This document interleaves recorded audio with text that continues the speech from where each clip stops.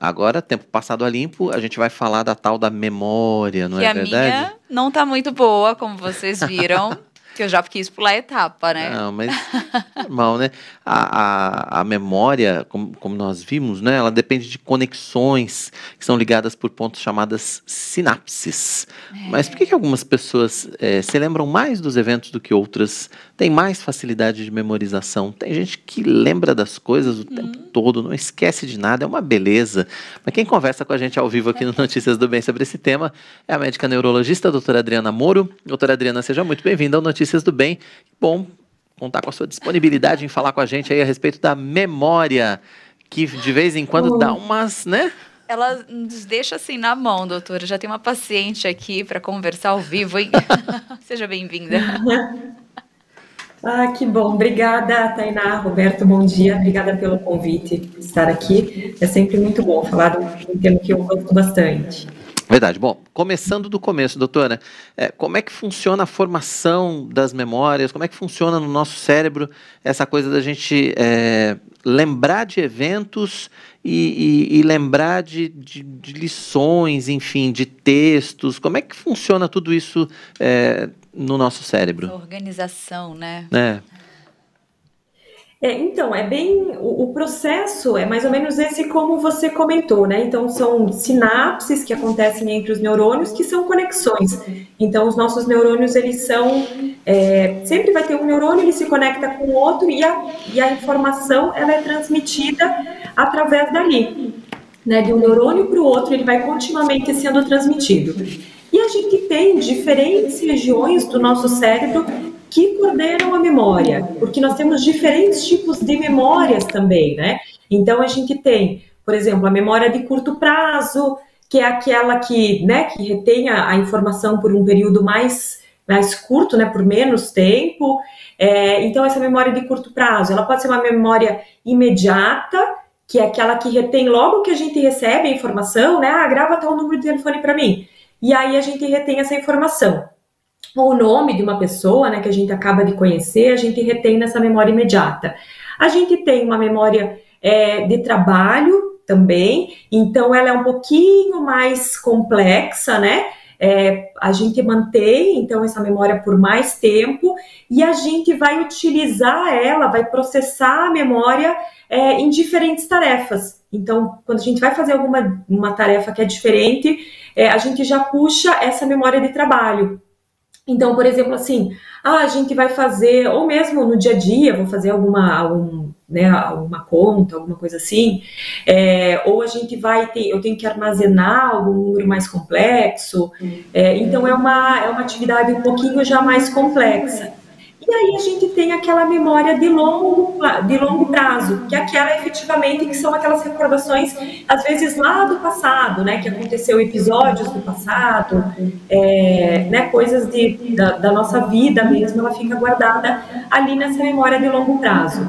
E aí dentro da memória de longo prazo, a gente tem também diferentes tipos de memória de longo prazo, que a gente vai puxando essas informações, a gente vai resgatando conforme a gente quer ou conforme a gente precisa, né?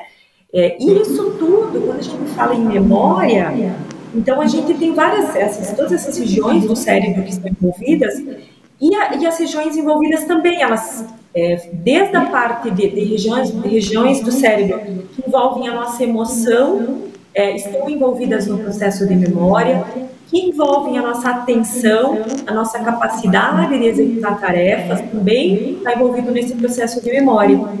Então, por isso que às vezes a gente tem uma lembrança, por exemplo, um determinado cheiro, um determinado gosto, me puxa uma memória lá da infância. Isso tem um valor afetivo, porque isso tudo está interligado, desde a parte ali do emocional, do afeto, com a memória sensorial, vamos dizer assim, olfativa em si, né? Então, são diferentes tipos de memória que a gente tem e que está tudo interligado, é tudo através de conexões entre os neurônios. Então, quando a gente fala em memória em si, se for um ponto específico do cérebro que coordena a memória, é o hipocampo. Então, o hipocampo é uma região importante, ele é responsável pela memória em si, sem fazer, né? Mas aí ele se conecta com todas essas outras regiões, né, que eu comentei, que vão ser responsáveis pela atenção, pelos sentimentos, isso tudo. Muito bom. Bem, pelo que deu para entender, assim, cada um tem um perfil e um jeito de trabalhar a memória, de trazer a lembrança e de se desenvolver, né? É mais ou menos isso. Agora, tem uma questão que eu gostaria de saber se isso é real. Quando a gente volta alguns tempos atrás, né, os mais velhos, eles têm uma memória que eu falo um pouco mais, uma memória legal, lembram de coisas, tem uma memória mais ativa, não sei. Mas quando a gente pega os jovens de hoje em dia, que a gente fala, meu, vocês são novos, tinha que ter uma memória mais ativa. Mas nós temos muitas informações, eles são bombardeados de informações o tempo todo, é no YouTube, é no celular, nas redes sociais. Esse bombardeio de informações influenciam na capacidade de memorização, de guardar todas essas informações? Isso dificulta um pouco o campo de armazenamento, de guardar memórias, ou não? Não tem essa relação? Sim, tem sim, Tainá, é perfeito assim, o que você comentou, porque a gente percebe exatamente isso. Agora, com essa sobrecarga realmente de informação, o nosso cérebro ele é bombardeado o tempo inteiro por informações. Então, antes a gente tinha aquela, vamos dizer assim, aquela memória imediata, a memória de trabalho, né? Que eu recebia essa informação e eu tinha que armazenar ela. Um exemplo clássico, vamos dizer assim, é de número de telefone. A gente tinha sempre, uma coisa que a gente costumava guardar sempre na cabeça, perguntar o número de quem, fulano. A gente resgatava essa memória e ligava. Né? Agora a gente não, vamos dizer assim, a gente não se preocupa mais com isso, a gente guarda esse espaçozinho da memória para colocar outras coisas, né? E é muita informação, porque o tempo inteiro, se a gente for ver, a gente não para de receber informação o tempo inteiro.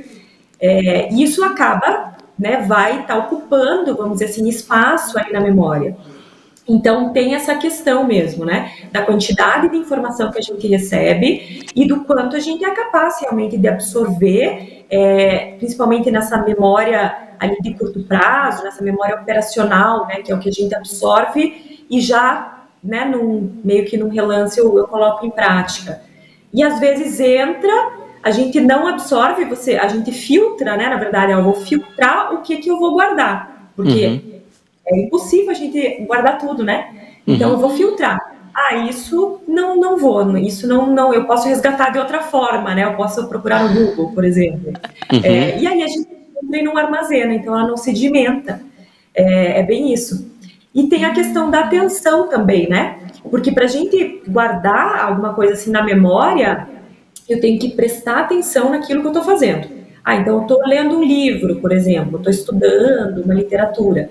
Eu estou estudando, eu tenho que focar a minha atenção para que essa memória ela seja armazenada, para que o que eu estou lendo ele se sedimente.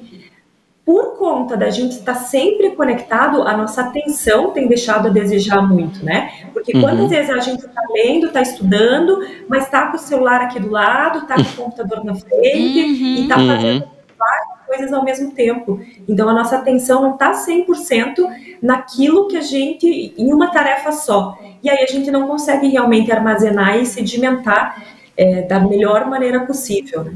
Tá certo, agora.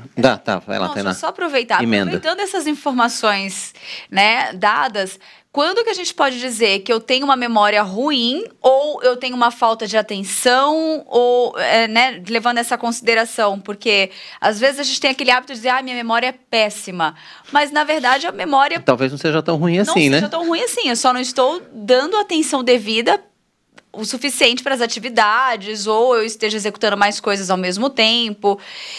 Cabe essa observação? Cabe a pessoa ficar atenta a isso, doutora? Sim.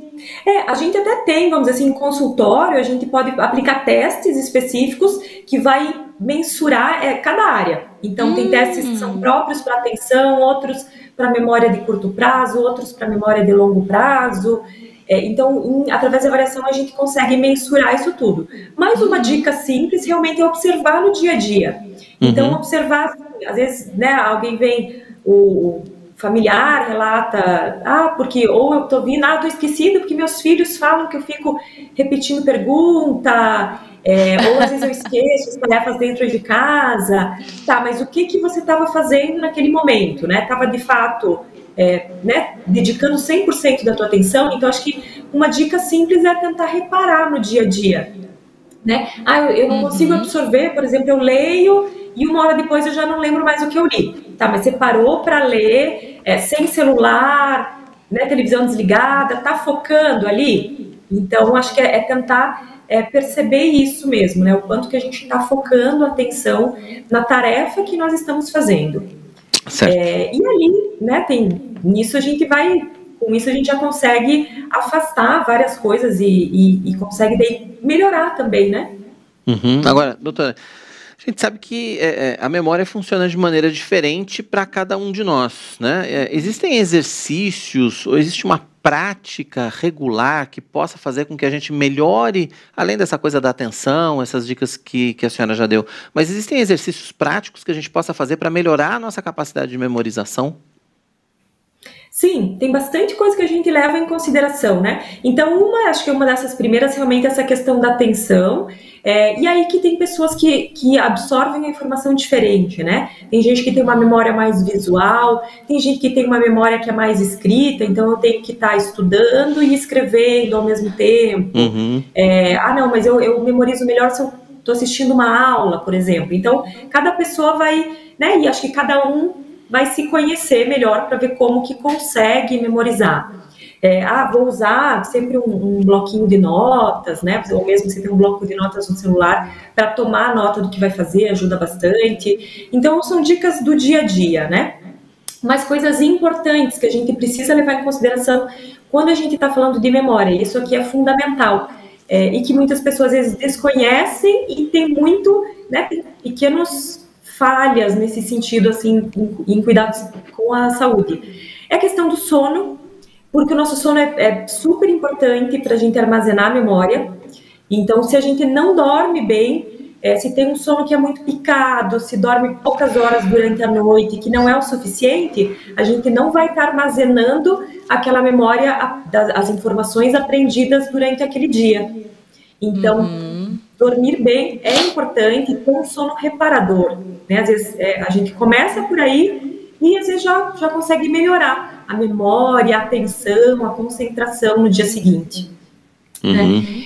A questão da alimentação também é importante para a gente para cuidar, e isso a gente pensando tanto para a questão de foco e de concentração no curto prazo, porque a gente tem alimentos que melhoram a energia, a conexão entre os neurônios, né, melhora essas sinapses, então a gente melhora foco, melhora a concentração. E no longo prazo, tem alguns alimentos já que eles têm estudos mostrando que eles vão diminuir os problemas de memória, diminui o risco de demência. Então, por exemplo, folhas verdes, né, como brócolis, couve, espinafre, diminui o risco de demência lá no longo prazo. Frutas vermelhas, né, um exemplo, por exemplo, mirtilo, diminui também o risco de ter problema de memória, então melhora a memória, melhora essa função cerebral. E a atividade física é fundamental também para a memória. Então, a gente também tem melhora a concentração, melhora o foco, a nossa atenção, e tem estudo também mostrando, e isso é realmente fantástico, que a prática da atividade física regular, principalmente a atividade aeróbica, ela melhora a conexão entre os neurônios e ela forma novos neurônios nessa região que eu comentei, que é a região do hipocampo, que é a região da memória. Então, a prática de atividade física, comprovadamente, ela tem essa capacidade de melhorar a memória, diminuir o risco de demência também. Então, é super importante, é fundamental. Olha só, eu ia até perguntar, assim, algo relacionado a isso. Quando a gente tem um dano ali na nossa memória, de fato, a nossa memória tá falhando, tá deixando a gente na mão, né? Deixou. Fato. começamos além da ajuda do profissional, né? Porque nessa hora eu acredito que precisa recorrer a um profissional. Tem como reverter com essas atividades, com o auxílio da alimentação, talvez com sono. Eu acredito que há necessidade de inserir talvez algum medicamento, mas tem como reverter essa situação? Tem como exercitar ali a memória? O cérebro ele vai dar essa ativada, recupera essa memória? Há salvação ali para o cérebro? Sim, a gente consegue melhorar bastante, sabe? Então, é super importante isso. A pessoa percebeu que tem alguma dificuldade, ou algum familiar, né? Tem um pai, mãe, avô, avó, que está percebendo que está tendo alguma alteração, não esperar, sabe? Não ficar esperando, às vezes, evoluir muito. Já no primeiro sinal, procurar o neurologista para a gente poder implementar todos esses pilares e, com isso, a gente tanto retardar a piora da memória, quanto conseguir melhorar a funcionalidade. Então, quando a gente fala em tratamento, hoje em dia, as pessoas logo pensam em remédio, em medicação, mas tem muito além que pode ser feito para poder melhorar. Então, acho que sempre, né, e o quanto antes, melhor, né? Quanto antes procurar um neurologista que faça, realmente tem uma alteração, e a gente consiga tratar, né, a pessoa como um todo. Às vezes é uma pequena, não está dormindo bem, a gente consegue melhorar, ajusta a alimentação, e com isso a gente vai tendo ganhos. E quando a gente fala de doenças que afetam a memória, doutora, quais são as mais comuns? O mais comum, que é o mais conhecido, que é a demência de Alzheimer, né, quando a gente fala. Então, é um tipo de demência, tem vários tipos, né, mas o mais comum é a de Alzheimer. E que, por vezes, pode não começar com uma alteração de memória propriamente dita. Às vezes pode ser uma alteração de comportamento, uma dificuldade para fazer as tarefas do dia a dia, né? Então, às vezes, não é a memória em si que está afetada no começo do quadro. Né? Às vezes, principalmente a dificuldade. Fazia antes as tarefas, depois não consegue mais fazer, já tem uma dificuldade, vamos dizer assim, para preparar o almoço em casa, daí esquece uma torneira ligada, às vezes o fogo aceso, né? Pequenas alterações, e aí depois, com o evoluir, que daí aparecem as alterações, os esquecimentos francos, né? Uhum. Eu ia até falar assim, quais os sintomas mesmo de alerta, né? Para quem, às vezes, começa, né, os sinais mais de alerta, assim. Esquecer o fogo ligado, mas assim, uma vez é preocupante? Tem que ser mais de uma? Quando é que acende a luzinha amarela aí? Que fala assim, precisamos de ajuda. Eu acho que quando começa a se tornar mais repetitivo, né? Então, vamos dizer assim, eventualmente esqueceu um fogo ligado, assim, né, não tem, ou queimou uma panela no fogo, isso aconteceu uma vez, depois nunca mais aconteceu, não tem problema. Mas quando a gente vê que isso está se repetindo, né, aconteceu uma vez, de repente na semana seguinte, de novo, no dia seguinte foi o fogo que queimou. Essa dificuldade, então, como eu falei, de fazer tarefas que antes eram simples, né? Então, antes, vamos dizer assim, a pessoa ia no banco, pagava todas as contas, de repente não consegue mais fazer essas coisas simples do dia a dia. Às vezes o filho vai ver, tá lá com todas as contas do mês, tá tudo sem pagar. Sabe, então essa dinâmica da casa, que antes era simples, já fica difícil. Não está conseguindo, às vezes está tendo dificuldade para usar uma senha, para passar o cartão, né, para ir no caixa eletrônico, coisas que antes fazia com facilidade e depois começa a ter. Esses são os primeiros sinais, que a gente chama de disfunção executiva, que é essa dificuldade para executar as tarefas do dia a dia. Uhum. Então, né, é a primeira coisa que a gente deixa assim, realmente como um alerta para perceber. Tá percebendo isso? Vale uma avaliação. Com não certeza. Esperar chegar em estágios mais avançados. Muito bom. Temos uma mensagem da Delva Souza, ela que nos acompanha aqui todos os dias. Ela escreveu, graças a Deus, tenho 74 anos e minha memória ainda funciona muito bem. Bom. Muito bom. Esperamos chegar lá. Oremos. Doutora, eu gostaria muito que você deixasse seus contatos, para que quem tivesse, né, quem quiser acompanhar, às vezes nas redes sociais. Tem um Instagram profissional. Né? Quem queira acompanhar, ficar por dentro, interagir, ou mesmo entrar em contato, né? que possa poder encontrá-la. Sim, obrigada pelo convite. Eu vou deixar os meus contatos. Eu tenho o Instagram, né? Eu posto conteúdo lá todo dia, tem bastante informação. Então é @doutora, né? DRA.AdrianaMoro. E tenho também meu canal do YouTube, tem bastante vídeo falando sobre memória, dicas para melhorar a memória. Então, que é a doutora Adriana Moro, neurologista. Então, Boa. o canal do YouTube também tem bastante dica, bastante informação que vocês podem estar acompanhando por lá. Tá legal. Tá aí o arroba na tela pra gente não esquecer, né? @doutora Adriana Moro. Então, se você quiser ter mais informações, é só acessar. Doutora, muito obrigado pela sua participação, pela sua disponibilidade em atender a gente aqui no Notícias do Bem. Volte sempre, viu? Foi um prazer conversar com a senhora. Ótimo, obrigada. O prazer foi meu.